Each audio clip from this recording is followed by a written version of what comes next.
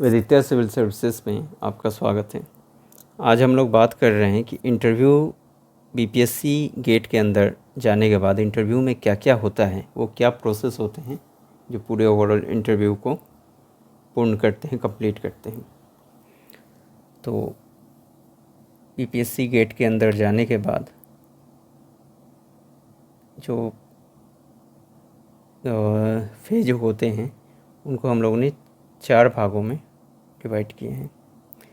पहला आता है डॉक्यूमेंट वेरिफिकेशन का फेज।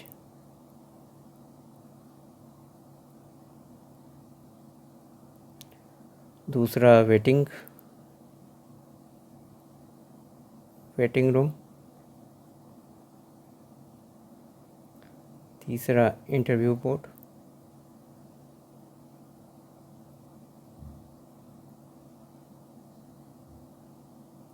और चौथा होता है मेडिकल टेस्ट।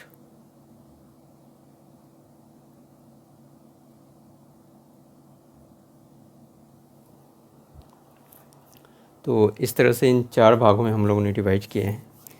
कोई भी अभ्यर्थी सबसे पहले जब बीपीएससी गेट में जाता है तो जनरली 10 लोगों को या 20 लोगों को इंटरव्यू में एक बार बुलाया जाता है, एक पाली में। तो सबसे पहले हम लोगों को डॉक्यूमेंट वेरिफिकेशन के लिए बुलाया जाता है, जहाँ हम लोग अपना डॉक्यूमेंट्स लेकर पहुँचते हैं और इंटरव्यू फॉर्म जो होता है वो साथ में रहता है, जिसमें प्रायोरिटी लिस्ट भी हम लोग उसमें प्रायोरिटी लिस्ट में अपने पोस्ट को प्रायोरिटी बेसिस पर मेंशन करते हैं। तो जब डॉक्यूमेंट वेरिफिकेशन का फेज होता है तो यहाँ पे जनरली 20 लोगों को अगर बुलाया जाता है तो 10-10 में 2 टुकड़ों में बांट दिया जाता है, और 10 लोगों का वेरिफिकेशन एक तरफ और 10 लोगों का एक तरफ होता है। इसके बाद ये काफ़ी 1-1.5 घंटे का टाइम पीरियड होता है। तो आप लोग अपना जो है इसमें डॉक्यूमेंट वेरिफिकेशन वगैरह करवा कर और फिर धीरे धीरे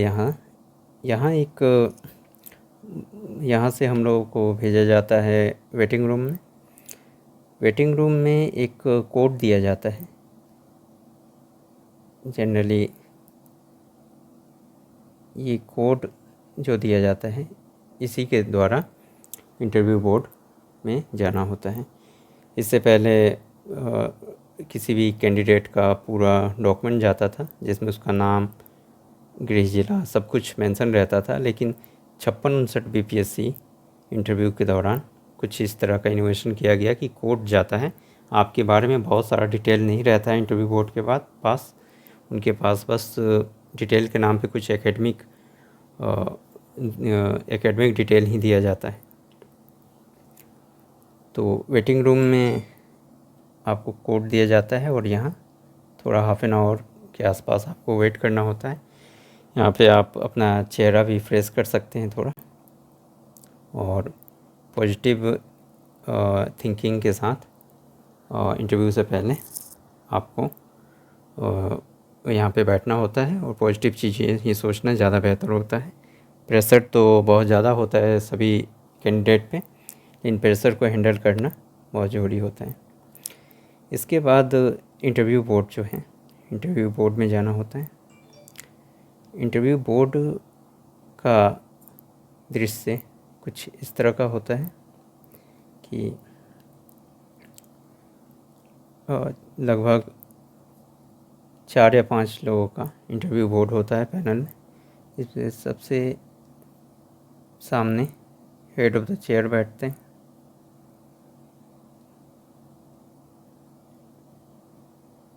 इसके बाद एक लंबा टेबल होता है, जिसमें इधर 2 लोग, इधर 2 लोग, इधर 1 या 2 लोग बैठे होते हैं, और जो कैंडिडेट होता है वो इधर होता है, हेड ऑफ द चेयर यहाँ बैठते हैं। तो कुछ इस तरह का दृश्य होता है। यहाँ पे इंटरव्यू बोर्ड के सामने सबसे पहले हम लोगों को जब जाना होता है तो स्माइलिंग फेस हमारे चेहरे पे होना चाहिए, ताकि हमारा अपीयरेंस जो है वो बेहतर हो।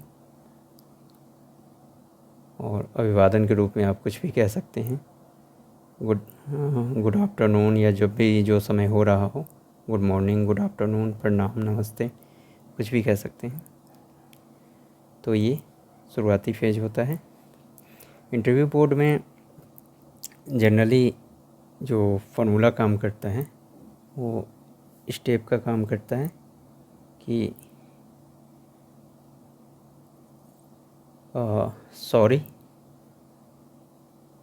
का मतलब कि अगर आपसे कोई गलती हो गई है या आप जवाब नहीं दे पाए हैं, गलत जवाब दिए हैं, तो आपको सॉरी कहना एक ज़रूरी होता है। वहाँ ईगो नहीं लाना है, सॉरी कह देना है। काफ़ी बुज़ुर्ग लोग होते हैं और सॉरी कहना ठीक रहता है। इसके बाद एक थैंक यू। अगर किसी पैनल के मेंबर ने आपसे सवाल पूछा हो और आपको उस सवाल का जवाब नहीं आता हो और उसके बाद इन्होंने उस सवाल का जवाब दिया हो, तो थैंक यू कहना चाहिए। या आपके सवालों को अगर उन्होंने अप्रिशिएट किया हो तो वहाँ भी थैंक यू कहना, नहीं भूलना है। स्टेप में आई कांटेक्ट, ये बहुत अहम है कि जब भी आप इंटरव्यू में बैठ रहे हो तो सभी लोगों से प्रॉपर आई कांटेक्ट होना चाहिए। आपका सभी लोगों से प्रॉपर आई कांटेक्ट होने से ये लगता है कि सबके साथ आप मुखातिब हो रहे हैं और सबको वेटेज दे रहे हैं, और सभी लोगों का अंक देने का जो वेटेज है वो आपके इंटरव्यू के अंकों में बढ़ोतरी ला सकते हैं। इसके बाद प्रॉपर वर्ड्स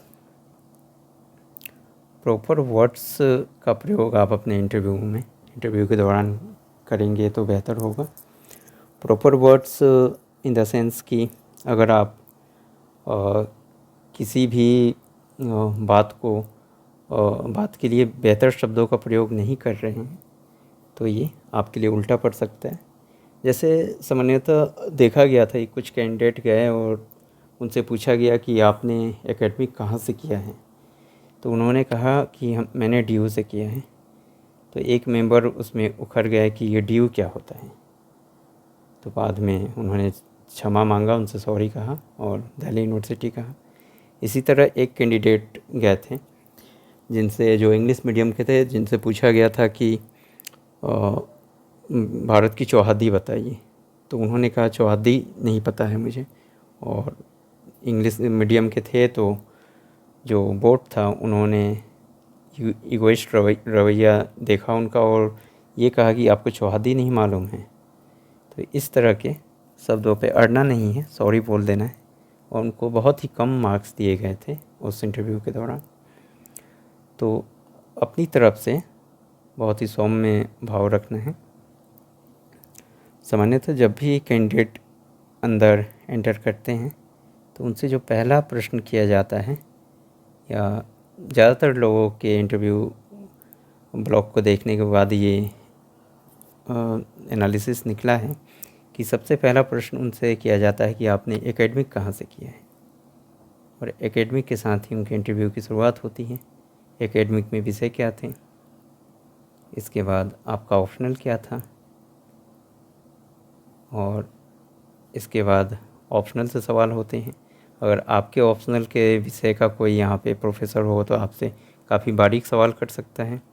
अगर आपके एकेडमिक के विषयों से संबंधित यहाँ पे प्रोफेसर हो तो वो आपसे काफ़ी बारीक सवाल कर सकता है। इसके बाद जो प्रश्न पूछे गए थे कि आपका गृह जिला कौन सा है, होम डिस्ट्रिक्ट कौन सा है, तो यहाँ से सवाल पूछे जा सकते हैं कि आपका होम डिस्ट्रिक्ट कौन सा है, और होम डिस्ट्रिक्ट से संबंधित आपके पास सारी तैयारी है कि नहीं। कुछ लोगों से तो ये भी पूछा गया कि आपके होम डिस्ट्रिक्ट की सबसे पॉपुलर मिठाई कौन सी है। तो इस तरह के सवाल पूछे जाते हैं। ये डिपेंड करता है कि पैनल का मूड कैसा है, तो इस पर भी आपका इंटरव्यू काफ़ी डिपेंड करता है। इसके बाद फिर जनरल सवाल किए जाते हैं। सभी पैनल के मेंबर बारी बारी से अपने अपने प्रश्न पूछते हैं, और अंत में आपका इंटरव्यू फिर 15-20 मिनट, लगभग 15-20 मिनट का इंटरव्यू BPSC में चलता है, और इसके बाद आपका इंटरव्यू यहाँ पे समाप्त होता है। आप अभिवादन करके बाहर आते हैं। इसके बाद आता है जो फेज, वो है आपका मेडिकल टेस्ट। यहाँ पे आपका मेडिकल टेस्ट होता है, जहाँ आपका ब्लड टेस्ट, यूरिन टेस्ट देखा जाता है। इसके बाद आई टेस्ट होता है, और आई टेस्ट के बाद हाइट आपकी नापी जाती है कि आपकी हाइट कितनी है। और आई टेस्ट और हाइट में अगर आई टेस्ट आपका सही नहीं है या हाइट आपकी 170 सेंटीमीटर से कम है, 165 सेंटीमीटर या 170 सेंटीमीटर से कम है, और जनरली 165 सेंटीमीटर ही होता है कि 165 सेंटीमीटर से अगर आपकी हाइट कम है तो आप जो पुलिस सेवा है उस पद के लिए एलिजिबल नहीं रहते हैं। पुलिस सेवा के लिए आप एलिजिबल नहीं रहते हैं। और आई साइट भी अगर आपकी सही नहीं है तो आप पुलिस सेवा के लिए एलिजिबल नहीं रहते हैं। और इसके बाद आपका इंटरव्यू जो है 4 चरण के बाद समाप्त हो जाता है। तो इस तरह से बीपीएससी गेट के अंदर जाने के बाद आपका इंटरव्यू का पूरा सेशन जो है वो चलता है। ठीक है दोस्तों, मिलते हैं नए वीडियो में। और बीपीएससी इंटरव्यू 65वीं बीपीएससी में इसके रिज़ल्ट के बाद इंटरव्यू के एक नए वीडियो के साथ।